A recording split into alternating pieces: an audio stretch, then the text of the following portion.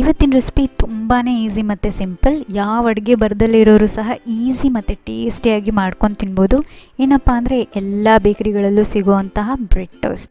ನಾನಿವತ್ತು ನಮ್ಮ ಬೇಕ್ರಿನಲ್ಲಿ ನಾವು ಯಾವ ಥರ ಬ್ರೆಡ್ ಟೋಸ್ಟ್ ಮಾಡ್ತೀವಿ ಅಂತ ನಿಮಗೆ ಹೇಳ್ಕೊಡ್ತೀನಿ. ಯಾವುದೇ ಓವನ್ ಇಲ್ದಲೇ ಇಡ್ಲಿ ಪಾತ್ರೆ ಉಪಯೋಗಿಸ್ಕೊಂಡು ಹೇಗೆ ಈಸಿಯಾಗಿ ಮಾಡ್ಬೋದು ಅಂತ ಇವತ್ತು ನಾನು ನಿಮಗೆ ಹೇಳ್ಕೊಡ್ತೀನಿ.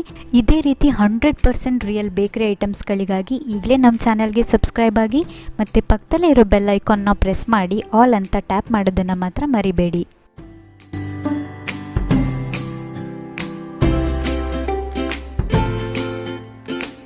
ಮೊದಲಿಗೆ ಇಂಗ್ರೀಡಿಯೆಂಟ್ಸ್ ನೋಡ್ಕೊಳ್ಳೋಣ.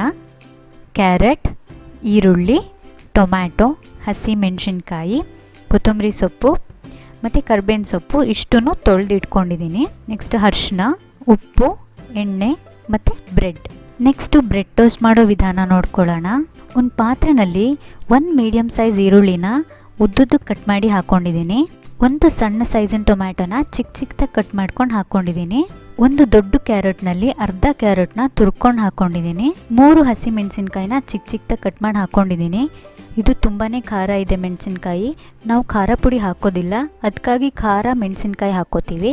ಯಾಕಂದರೆ ದೊಡ್ಡವರಿಗೆ ತುಂಬ ಖಾರ ಬೇಕಿರುತ್ತೆ ಮತ್ತು ಮಕ್ಕಳು ಖಾರ ಅಷ್ಟಾಗಿ ತಿನ್ನೋದಿಲ್ಲ. ಹಾಗಾಗಿ ಯಾರಿಗೆ ಖಾರ ಬೇಡ ಅನಿಸುತ್ತೋ ಅವರು ಮೆಣಸಿನ್ಕಾಯಿನ ಈಸಿಯಾಗಿ ತೆಗೆದಾಕಲಿ ಅನ್ನೋ ಒಂದೇ ಉದ್ದೇಶಕ್ಕೋಸ್ಕರ ನಾವು ಖಾರ ಪುಡಿ ಹಾಕಲ್ಲ, ಹಸಿ ಮೆಣಸಿನ್ಕಾಯಿ ಹಾಕ್ತೀವಿ. ಸಣ್ಣದಾಗಿ ಕಟ್ ಮಾಡಿರೋಂತಹ 4ರಿಂದ 5 ಕರ್ಬೇವಿನ ಸೊಪ್ಪಿನ ಎಲೆಗಳು, ಸ್ವಲ್ಪ ಕೊತ್ತಂಬರಿ ಸೊಪ್ಪು, ರುಚಿಗೆ ತಕ್ಕಷ್ಟು ಉಪ್ಪು. ಮೊದಲಿಗೆ ನಾನು ಸ್ವಲ್ಪ ಹಾಕೋತಾ ಇದ್ದೀನಿ, ಆಮೇಲೆ ಕಮ್ಮಿ ಅನಿಸಿದರೆ ಮತ್ತೆ ಹಾಕೋತೀನಿ. ಸ್ವಲ್ಪ ಜಸ್ಟ್ ಒಂದು 1/4 ಸ್ಪೂನಷ್ಟು ಹಾಕ್ಕೊಂಡಿದ್ದೀನಿ. ಇವಾಗ 3ರಿಂದ 4 ಚಿಟಿಕೆಯಷ್ಟು ಅರಿಶಿನ ಪುಡಿ, 3 ಟೀ ಸ್ಪೂನಷ್ಟು ಅಡುಗೆ ಎಣ್ಣೆ. ಇಷ್ಟನ್ನು ಹಾಕಿ ನೀಟಾಗಿ ಕೈನಲ್ಲಿ ಕಲಿಸ್ಕೊಳ್ಳಿ. ಸೇಮ್ ನಾವು ಬಜ್ಜಿ ಬೋಂಡಗಳಿಗೆಲ್ಲ ಕಲಿಸ್ಕೊತೀವಲ್ಲ ಆ ಥರ ಕಲಿಸ್ಕೊಳ್ಳಿ.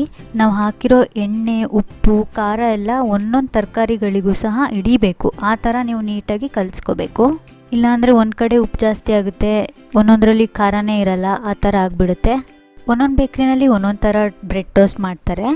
ನೀವು ಬೇಕಾದ್ರೆ ಇದಕ್ಕೆ ಬೇರೆ ನಿಮ್ಗೆ ಇಷ್ಟ ಆಗಿರೋ ತರಕಾರಿಗಳನ್ನ ಹಾಕ್ಕೋಬೋದು ಸಹ. ಒಬ್ಬೊಬ್ಬರು ಇದಕ್ಕೆ ಕಾಳು ಮೆಣಸಿನ ಪುಡಿ, ಚಿಕನ್ ಮಸಾಲ ಎಲ್ಲ ಹಾಕ್ಕೊಂಡು ಮಿಕ್ಸ್ ಮಾಡ್ಕೋತಾರೆ. ನಾವು ಇದಕ್ಕೆ ಹಾಕಲ್ಲ, ಯಾಕಂದರೆ ನಾವು ಅದನ್ನು ಎಗ್ ಪಫ್ ಮಾಡೋ ಅಂಥ ಮಸಾಲಕ್ಕೆ ಹಾಕ್ಕೋತೀವಿ. ಇಲ್ಲ ಅಂದರೆ ಟೋಸ್ಟಿಗೂ ಪಫಿಗೂ ಯಾವುದೇ ರೀತಿ ಡಿಫ್ರೆನ್ಸ್ ಇರಲ್ಲ, ಆ ಥರ ಆಗೋಗ್ಬಿಡುತ್ತೆ. ಮಿನಿಮಮ್ ಅಂದರೂ 2 ನಿಮಿಷ ಇವಾಗ ಮಿಕ್ಸ್ ಮಾಡ್ಕೊಂಡಿದ್ದೀನಿ. ಸ್ವಲ್ಪ ಉಪ್ಪು ಕಮ್ಮಿ ಇತ್ತು, ಹಾಗಾಗಿ ಮತ್ತೆ ಒಂದು 2 ಚಿಟಿಕೆಯಷ್ಟು ಉಪ್ಪು ಹಾಕ್ಕೊಂಡು ಮಿಕ್ಸ್ ಮಾಡ್ಕೋತಾ ಇದ್ದೀನಿ. ಸೊ ಬ್ರೆಡ್ ಟೋಸ್ಟ್ಗೆ ಸ್ಟಫಿಂಗ್ ರೆಡಿ ಆಯಿತು. ನೆಕ್ಸ್ಟ್ ಈಗ ಒಂದೊಂದೇ ಸ್ಲೈಸಸ್ ಬ್ರೆಡ್ನ ಇಟ್ಬಿಟ್ಟು ಅದ್ರ ಮೇಲೆ ನಾವು ಮಾಡಿರೋ ಮಿಕ್ಸ್ಚರ್ನ ಹಾಕ್ಕೊಳ್ಳೋಣ. ನಾನಿಲ್ಲಿ ಮಾಡ್ಕೊಂಡಿರೋ ಮಿಕ್ಸ್ಚರ್ಗೆ ಕರೆಕ್ಟಾಗಿ 5 ಪೀಸ್ ಬ್ರೆಡ್ ಟೋಸ್ಟ್ ಆಗುತ್ತೆ. ಅಡುಗೆ ಮಾಡೋಕ್ಕೆ ಬರದಲ್ಲೇ ಇರೋರಿಗೆ, ಇಲ್ಲಾಂದರೆ ಬ್ಯಾಚುಲರ್ಸ್ಗೆ ಇದು ಮಾಡಿಸ್ದಂಗಿದೆ ಅಂತಲೇ ಹೇಳ್ಬೋದು. ತುಂಬಾ ಸಿಂಪಲ್, ತುಂಬಾ ಬೇಗನೆ ಆಗೋಗ್ಬಿಡುತ್ತೆ ಸಹ. ನಿಮಗೆ ಈರುಳ್ಳಿ ಜಾಸ್ತಿ ಇಷ್ಟ ಅಂದರೆ ಈರುಳ್ಳಿ ಜಾಸ್ತಿ ಹಾಕ್ಕೊಳ್ಳಿ, ಟೊಮ್ಯಾಟೊ ಬೇಕು ಅಂದರೆ ಟೊಮ್ಯಾಟೊ ಜಾಸ್ತಿ ಹಾಕ್ಕೋಬೋದು, ಕ್ಯಾರೆಟ್ ಅಂದರೆ ಕ್ಯಾರೆಟ್. ಆ ಥರ ನೀವು ಮನೆಯಲ್ಲೇ ಮಾಡ್ಕೋತಾ ಇರೋದ್ರಿಂದ ನಿಮಗೆ ಯಾವ್ದು ಇಷ್ಟನೋ ಆ ಥರ ಹೆಚ್ಚು ಕಮ್ಮಿ ಮಾಡ್ಕೋಬೋದು ನಿಮ್ಮ ಇಷ್ಟಕ್ಕೆ ತಕ್ಕಂತೆ. ಇದು ಸಹ ರೆಡಿ ಆಯಿತು. ಇವಾಗ ಇದನ್ನು ಹೇಗೆ ಬೇಯಿಸೋದು ಅಂತ ನೋಡ್ಕೊಳ್ಳೋಣ. ಒಂದು ಇಡ್ಲಿ ಪಾತ್ರೆಯಲ್ಲಿ ಸ್ವಲ್ಪ ಕೆಳಗಡೆ ನೀರು ಹಾಕ್ಕೊಂಡು ಅದ್ರ ಮೇಲೆ ಒಂದು ಇಡ್ಲಿ ಟ್ರೇನ ಇಟ್ಬಿಟ್ಟು ಎಣ್ಣೆ ಹಚ್ಕೋತಾ ಇದ್ದೀನಿ. ನೋಡ್ಬೋದು ನೀವಿಲ್ಲಿ ಮೇಲ್ಗಡೆ ಸೈಡ್ಸ್ ಇರುತ್ತಲ್ಲ ಅದ್ರ ಮೇಲೂ ಸಹ ನಾನು ಎಣ್ಣೆ ಹಚ್ಕೋತಾ ಇದ್ದೀನಿ. ಫುಲ್ ಪ್ಲೇಟಿಗೆ ಎಣ್ಣೆ ಹಚ್ಕೊಂಡಿದ್ದೀನಿ. ಇವಾಗ ಒಂದೊಂದೇ ಟೋಸ್ಟ್ನ ಮೇಲಿಡ್ತಾ ಬರೋಣ. ನಾವಿವಾಗ ಮೇಲಿಟ್ಟಿರ್ತೀವಿ, ಆದರೆ ಬೇಯ್ತಾ ಒಳಗಡೆ ಹೋಗಿರುತ್ತೆ ಅದು. ಅದಕ್ಕಾಗಿ ನಾವು ಫುಲ್ ಟ್ರೇಗೆ ಎಣ್ಣೆ ಹಚ್ಕೋಬೇಕು. ಇಡ್ಲಿ ಪಾತ್ರೆ ಇಲ್ಲ ಅಂದರೆ ಕುಕ್ಕರಲ್ಲೂ ಮಾಡ್ಕೋಬೋದು, ಆದರೆ ವಿಷಲ್ ಹಾಕಬೇಡಿ. ಕಡಾಯಲ್ಲೂ ಮಾಡ್ಕೋಬೋದು, ನಿಮ್ಗೆ ಯಾವ್ದು ಈಸಿ ಅನಿಸುತ್ತೋ ಆ ಥರ ನೀವು ಮಾಡ್ಕೋಬೋದು. ಸೊ ಇಲ್ಲಿ ನಾನು ಮಾಡಿರೋ ಮಿಕ್ಸ್ಚರಿಗೆ ಟೋಟಲ್ 5 ಟೋಸ್ಟ್ ಆಗಿದೆ.